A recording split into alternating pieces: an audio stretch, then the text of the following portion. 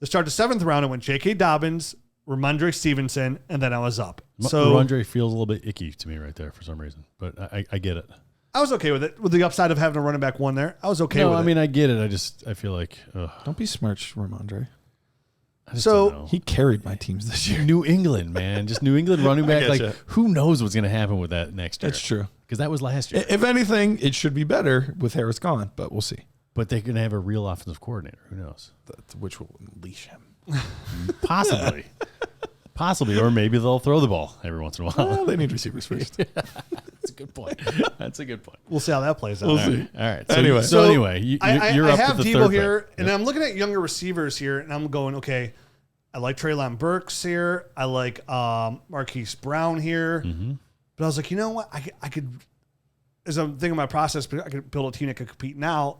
Treylon's somewhat of a risk. Marquise Brown, some of a risk. I was like, I'm going to take Amari Cooper here. Mm-hmm. He's 28 years old. He's in his prime. A very valuable asset in Dynasty. Finished the year as a wide receiver 1 last year with Deshaun Watson coming to full offseason. I was like, okay, Amari Cooper, if Deebo Samuel's not my wide receiver 1, there's a very good chance Amari Cooper's a wide receiver 1. 28 years old, so I have a 27-year-old and 28-year-old receiver to go with Trevor Lawrence. I have those 2 draft picks and Mark Andrews, and Josh Jacobs. Mm-hmm. So it's like, so my core is Trevor Lawrence, Josh Jacobs, Amari Cooper, Deebo Samuel. And with Deebo Samuel Caleb Williams and Cooper, like you have 2 guys that could potentially be wide receiver 1s, like pretty solid wide receiver 1s. Worst case scenario, they're high-end wide receiver 2s. Like that's a worst case scenario in both those guys. Right. And that's a pretty good place to be in. And they're not young, but again, I have 24, 1-1, and 1-4. Right. So the youth aspect is always on my eyes. I was like, you know, I'm going to play this out. I'm going to get quality veterans that I don't have to worry about proving out. Mm-hmm. Now I'll take the risk in actual draft classes. And if they're still young enough that if something goes south on those on your league or on your season next year, you could unload either one of those guys for very good draft. My whole thought process was, again, draft guys are older but still hold value. So if things fall apart, exactly like Matt said, I have wiggle room. Right. So I gave when you hear my whole team, I gave myself a lot of wiggle room. I could switch either way. I could either trade these draft picks for more proven players or go for the ship, or I could trade some of these veteran players for 25 picks or other 24 picks are already in the draft class. Right. Either way. So I took Amari Cooper, then it went Marquise Brown, then it went a 23 pick, Treylon Burks, then a 24 pick, and then I was up again. So here, I told myself if the only 23 picks left, the next pick was 1-9. Okay. So I had one pick. I had one running back. I know I want to come away with at least a first-round pick in both draft classes. I already have 2 and 24. So I was like, I'm taking 1-9 here. I was like, maybe somehow Anthony Richardson can fall to me here. Maybe Hendon Hooker goes in a good spot. I was like, but here's a really good spot to grab a young receiver, like a Jordan Addison or Quentin Johnson, they fall. Or I can get Zach Charbonnet, and this could be my running back too. Mm-hmm. I think 1-9 here is going to be a really good spot to get a good quality player to fill in that use spot. So this is 1-9 in the 23 in the 23 class. 23 class. And you're right. That's probably the range that we're going to see the top running backs other than Gibbs and Bijan. That's probably where we're going to see whoever that next, couple guys that go in the second or early third. That's probably going to be the prime spot to take those. Yeah. So that makes a lot of sense. And I told myself, I was like, okay, so I don't have, 2 older receivers are Deebo and Amari. I got Mark Andrews and Trevor Lawrence. I got those 2 other picks. I was like, with 1-9 here, I can go anyway. I could take a running back or receiver, whatever the better value is. Maybe I get Jordan Addison. Like I said, there's going to be a player there that now influx into my team to add that youth. Mm-hmm. So again, I want to grab my youth on this team where I could in draft capital. Mm-hmm. So I'm still playing that game here. So I go ahead and take 1-9. Then it goes Dameon Pierce, Jahan Dotson, 23 pick, Tony Pollard, Jared Goff goes off the board, Kenny Pickett goes off the board. I would have liked to get one of those guys. I didn't get him. Derek Carr went. So obviously there's a quarterback run. Brandon Ayuk, then Geno Smith. So at this point, all the quarterbacks are gone. And I told I'm looking at myself. I was like, okay, at least I got Caleb Williams, and Trevor Lawrence. So that run was gone. And I was like, okay, I'll get Sam Howell later. Didn't work out that way either. So it goes Geno Smith. Then it went 23 pick. Then it went Matt Stafford. Then it went Jordan Love. So again, these quarterbacks are just gone. They're absolutely gone. Derrick Henry. So where are you at this? Because that was your pick, Jordan Love, and obviously it wasn't. I mean, you didn't pick there. So you didn't have an 8th. I didn't have an 8th round pick. Okay. Right. So no 8th round pick as well because all my trade ups get into the 2 7ths and 2 5ths. So I moved up out of the 6th and out of the 8th. 3 picks. All right. So then I went Rashad Bateman, Deontay Johnson, Aaron Rodgers, Dalvin Cook, Mac Jones, Christian Kirk, Joe Mixon, and then I was up again. So here's the one pick.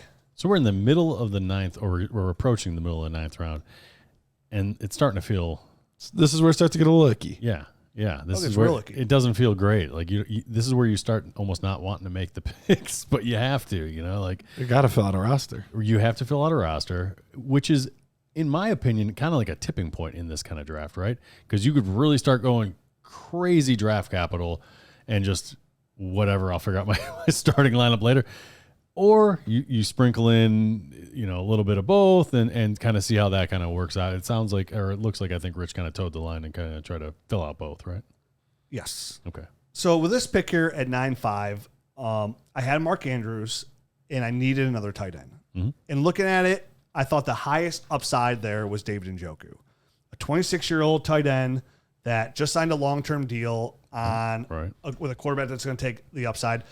And I didn't want Darren Waller's a little older. This is a young tight end who's talented, tight end premium. I took David Njoku.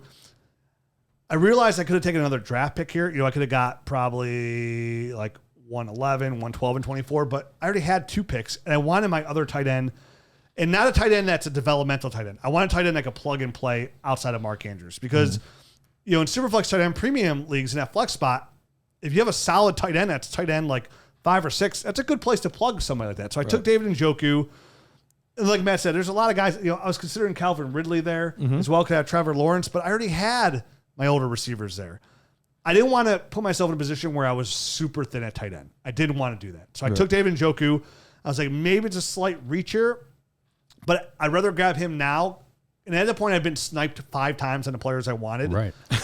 Get your guy that you want. wasn't going to let it happen because you don't pick again for like another 15 picks or something like that. And was it in the back of your head, like obviously you ended up going with Njoku?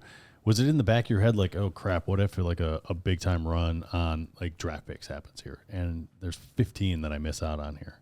Was that in the back here? Because those are unknown, but that like we've been talking about, they're locked in certain positions in the draft. I know, obviously the 2023 we're already down to like the 10th pick or something like that, maybe even a little lower than that, actually, like 112.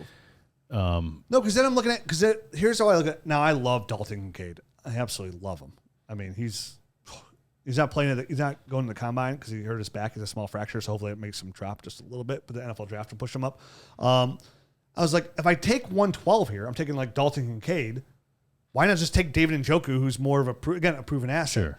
And I wasn't worried about what you said, Matt, because I'd already put myself in position where everybody else would have been at like, oh man, I'm starting to miss out on these first round picks. Now we're at 110, 111, 112. I am a little surprised the 23 first didn't go quicker because they do in most drafts. Now I get it that the 24 is involved as well, but like to me, in my mind, would I rather have, 111, 112, whatever it is there, would I trade that straight up for David Njoku in a Superflex tight end premium? I don't know that I would, but I know you guys like to stack tight ends a little more than I do. So would you, in retrospect, would you rather have 112 or would you rather have?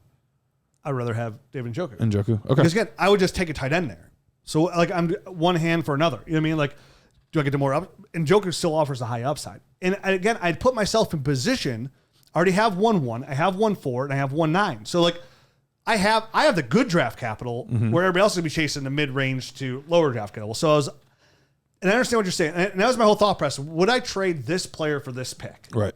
And for Njoku, I was like, if I own David Njoku and he's my number 2 tight end, I'm not going to trade him for 112 because I'm just going to draft another tight end there. And now I have to wait for him to pan out and hope he pans out. Like I don't have to do that. Assuming that you go tight end there could be, other running backs or receivers or guys that could be there as well. But the running backs there are like James Cook, things, Tyler Algier. No. I mean in the rookie class. Oh yeah, and you're right. This year, Tank Bigsby and those guys. I told myself I'd figure Evans, that out. yeah. Here's the thing. I was more concerned about not having another tight end than anything else. Sure. So I took David Njoku there.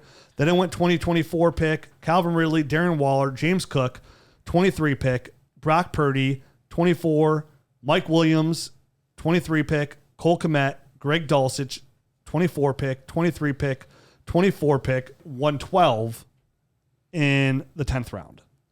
So that gave me 3 first-round picks. Now, this pick to me is a very important pick. This is a very important pick to me, and I'll tell you why. 112 is still a first-round pick. That A is. lot of people don't have first-round picks in this draft class. I already have 2 first-round picks in 24.